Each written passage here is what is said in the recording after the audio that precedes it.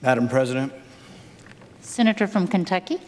under the previous order and pursuant to the Arms Export Control Act of 1976, I move to discharge the Foreign Relations Committee from further consideration of Senate Joint Resolution 20 and Senate Joint Resolution 26 relating to the disapproval of the proposed foreign military sale to the government of Bahrain and Qatar.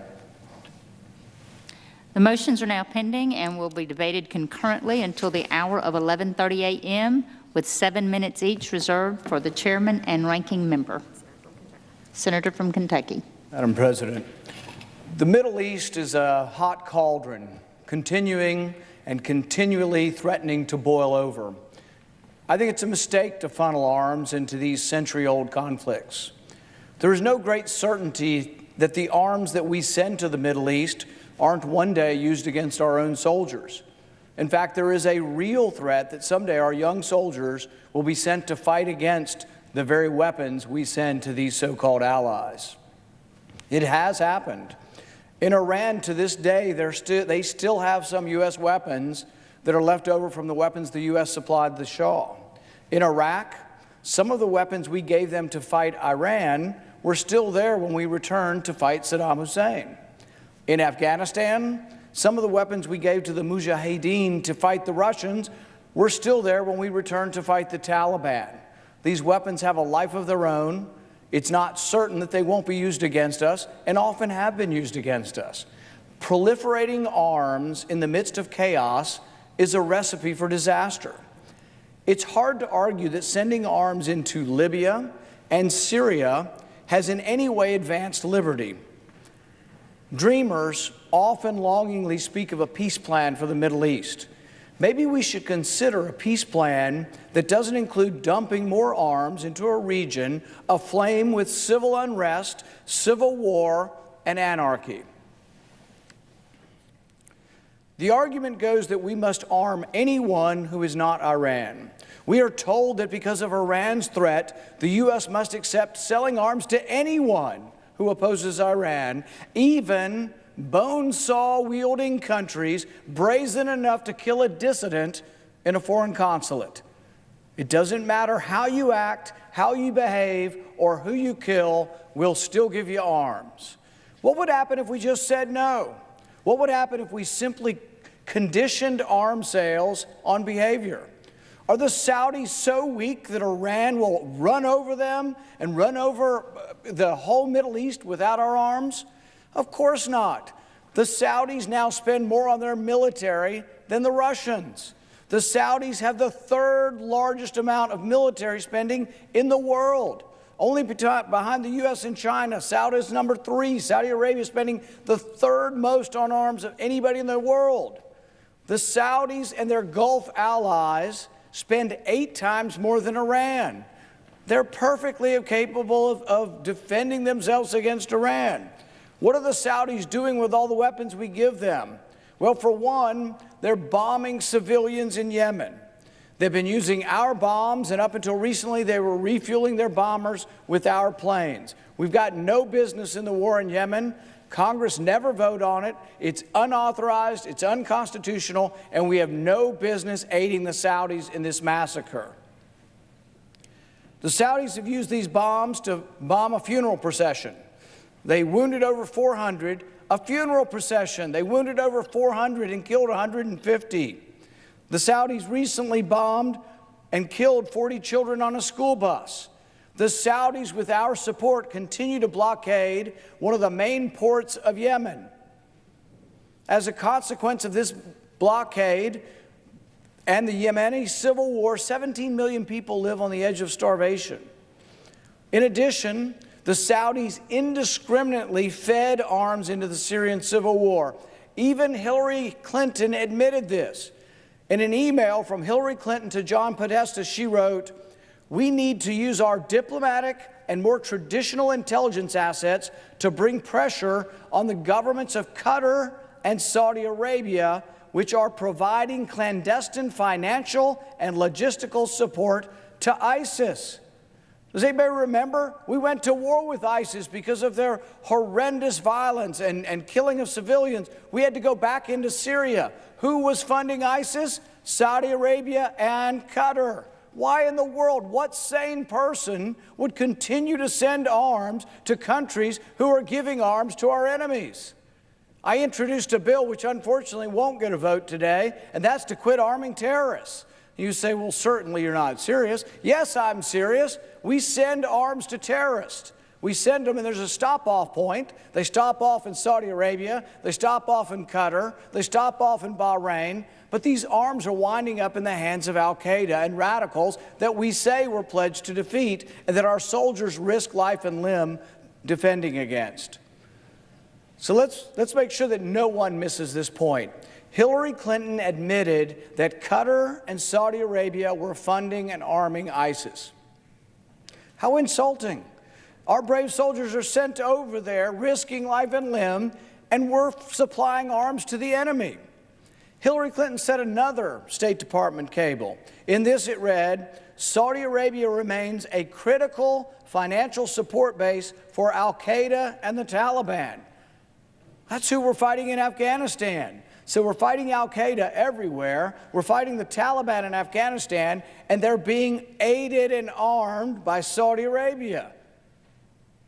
This is insane. This policy makes no sense at all, that your dollars are buying weapons to be thrown into the Middle East to be spread among who knows whom. Patrick Cockburn concludes that the emails reveal the State Department and U.S. intelligence clearly had no doubt that Saudi Arabia and Qatar were funding ISIS. To add insult to injury, there are now reports that the Saudi-led coalition that is bombing Yemen are giving American weapons to al-Qaeda-linked fighters in Yemen, hardline Salafist militias, and anyone willing to fight the Houthis. The problem with Congress is they are so obsessed with Iran, that they can't understand that they're giving weapons to people who are giving weapons to enemies of the United States. Because they so want to combat Iran, they're willing to turn away and give anybody in the Middle East anything they want because we say, oh, we got to stop Iran. When in reality, the big power there is Saudi Arabia and the Gulf Sheikdoms. So on the one hand, we're told that al-Qaeda is the enemy and that they attacked us on a 9/11, which they did. And on the other hand, we're told to turn a blind eye and send more arms to Saudi Arabia and Qatar that end up winding up in the hands of al-Qaeda and ISIS. It's completely crazy. What sane person would sell arms to a regime that kills, tortures, and imprisons their dissidents? The Saudis routinely behead and then crucify their opponents. Sheikh Nimr al-Nimr was executed, and his nephew now, he was executed and crucified. His nephew now sits on death row. He's accused of sending text messages to encourage people to come to a protest rally. In Saudi Arabia, if you insult the government or insult the king, you can be put to death. These are the people that this Congress, this Senate will shortly vote on, sending your weapons to these people. It's insane, but America needs to say, quit sending our weapons to crazy people. Quit sending our weapons to ISIS. Quit sending our weapons to people who hate us. How can this possibly be so? Because people say, oh no, Iran. If we don't give money to Saudi Arabia, Iran will take over the world. Saudi Arabia spends 8 times as much on their military as Iran. There is no danger of Iran taking over the Middle East with Saudi Arabia there. There is a great danger, though, if we keep funneling arms in there and fueling the arms race, that the powder keg will blow up. Since the 1980s, the Saudis are estimated to have spent $100 billion exporting radical jihadism. This is a crazy ideology that preaches hatred of Jews, hatred of Christians, and hatred of Hindus, and hatred of the West in general. This is who they want to send weapons to. Saudi Arabia, Qatar, Bahrain. They don't like us. They take our money, they take our weapons. But they don't like us. They don't like Christians, they don't like Jews, they don't like Hindus. The Saudis fund tens of thousands of madrasas. Madrasas are religious schools that teach the radical form of jihadism that Saudi Arabia supports. There used to be a couple hundred in Pakistan. There are now tens of thousands of madrasas in Pakistan. At one particular madrasa, 80% of the students join the Taliban when they leave school. Why in the world would we send arms to a country like Saudi Arabia that is funding madrasas that are sending soldiers that we have to fight against in Afghanistan? What kind of bizarre world do we live in that we are arming people who arm our enemies? It has also been reported that the administration wants to give nuclear technology to Saudi Arabia. That's genius. News reports reveal that the administration authorized giving U.S. nuclear technology to Saudi Arabia weeks after Jamal Khashoggi's murder. Weeks after Saudi Arabia was implicated and the CIA actually concluded that the crown prince of the country was responsible for the bone-saw dismembering murder of Jamal Khashoggi, the administration says, well, we should probably give them nuclear technology. But it's just going to be for energy purposes. One cannot overstate the calamity that awaits the Middle East and perhaps the world if Saudi Arabia should misuse peaceful nuclear technology in the pursuit of nuclear weapons. Without question, Iran would follow. A Middle East with 3 different countries with nuclear weapons is not something any sane person would want to contemplate. Today's vote is not directly about Saudi Arabia. We'll have another vote next week or in the near future about selling arms to Saudi Arabia. But indirectly, today's vote is about the wisdom of proliferating arms in the Middle East. Today's vote is specifically about disapproving U.S. arms sales to Qatar and to Bahrain. First, let's look at Qatar. Is Qatar a good actor in the Middle East? There are dozens of reports that U.S. weapons sold to Qatar wound up in the hands of al-Nusra. Who's al-Nusra?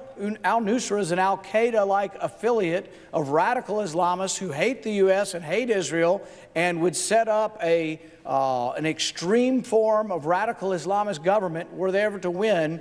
We didn't directly give them weapons, but we gave weapons to Qatar and Saudi Arabia, who gave weapons to al-Nusra in the Syrian civil war. Also, there are reports that Qatar's weapons have been so indiscriminately distributed throughout the Middle East that many of these weapons have also wound up in the hands of ISIS. So al-Qaeda, al-Nusra, ISIS are getting weapons from Qatar. Where does Qatar get their weapons? From the U.S. So the vote today is whether we should keep sending weapons to Qatar, who then sends them to our enemies, and then we send our soldiers to the Middle East to fight against our own weapons. It is insulting, it is insane, and it needs to stop. There are also reports that Qatar has been linked to support for Hamas. I'm not talking about one report. I'm talking about dozens and dozens and dozens. So Hamas is violently trying to remove or obliterate the state of Israel, our ally, but we're going to give weapons to Qatar, who's giving weapons to Hamas, who has pledged to devastate Israel. Does that make any sense at all? Why would we give weapons to Qatar, who gives them to Hamas, who would attack our ally Israel? Makes no sense at all. Former Undersecretary for Terrorism David Cohen writes, Qatar, a longtime U.S. ally, has for many years openly financed Hamas. Cohen also noted that Qatar allows fundraisers to solicit donations for al-Qaeda and ISIS within Qatar.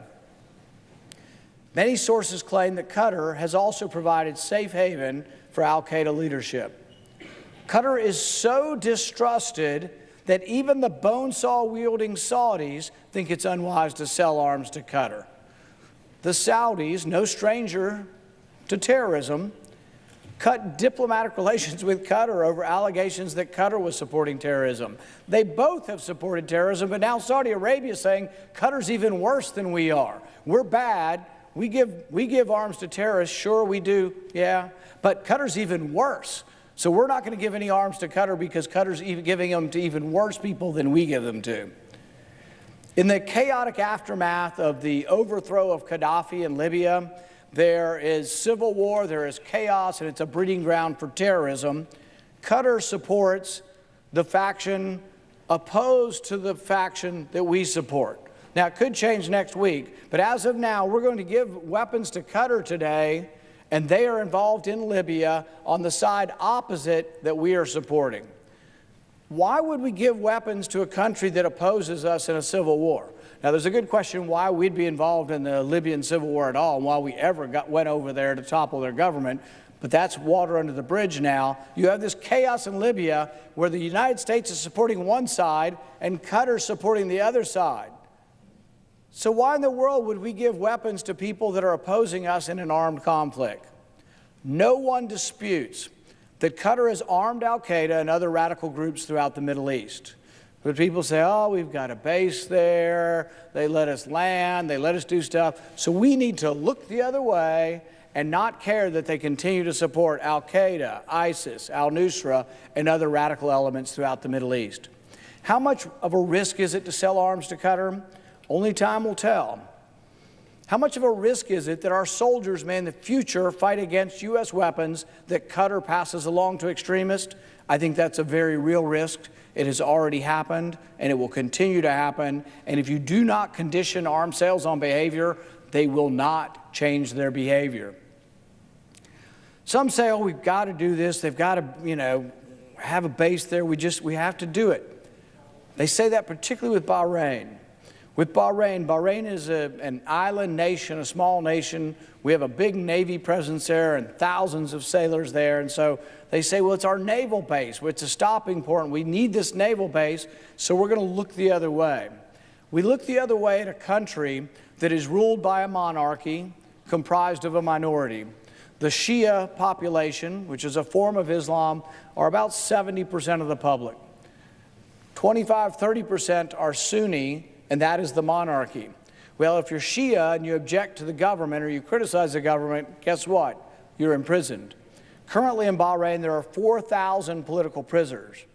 Bahrain bans any political opposition. One opposition leader, Sheikh Ali Salman, is imprisoned for life for speaking out against the government. Student leader Musa Abdullah Musa Jafar was sentenced to death for protesting against government policy. Nabil Rajab was given 5 years in prison for exposing and tweeting about torture in Bahraini prisons. Famous Bahraini football player Hakim Al-Arabi was arrested on his honeymoon in Thailand and held for 76 days by the Bahraini government. In January of this year, prominent Shia cleric Sayed Majid al-Mashal was arrested for criticizing extrajudicial killings by the Bahraini government. Should we be sending offensive weapons to a regime that uses violence to quell political dissent? Should we be funding a regime that is currently involved with the Saudis in bombing civilians in Yemen? Should we send offensive weapons to a country that has indiscriminately been killing civilians in Yemen? Should we send offensive weapons to a regime that tortures and unjustly imprisons and outlaws its political opponents? The weapons that this Congress will send to Bahrain, to this minority monarchy, to this authoritarian government, may someday wind up in the hands of revolutionaries. How long will it be till the powder keg of Bahrain has its own revolution? See, we did this in Iran. We sent it to a ruler that didn't represent the majority in Iran, the Shah. We did it for a long time, but in the end, the backlash that came in Iran and the downfall of the Shah, our weapons fell into hands of people who hate our country. The same could happen in any one of these powder keg countries in the Middle East. The weapons that we send to Bahrain today may well be in the hands of revolutionaries in the near future. The facts are not contested. Saudi Arabia, Qatar, Bahrain, they have all allowed U.S. weapons to be funneled to radical Islamist groups throughout the Middle East. Dumping more weapons into the Middle East won't get us any closer to peace. A yes vote today is a vote for sanity. A yes vote is a vote to quit sending arms to people who abuse human rights. A yes vote today is a vote against aiding and abetting the Saudi-led war in Yemen. A yes vote today is finally a vote for restoring Congress's proper role as a check on executive power. Our founding fathers were wary of granting any president too much power. James Madison wrote that the executive is the branch most prone to war. Therefore, the Constitution, with studied care, granted that power. The power to declare war was granted to Congress and not the president. I urge a yes vote today to help restore a semblance of the separation of powers that's necessary to preserve our great republic. Thank you, and I yield back my time.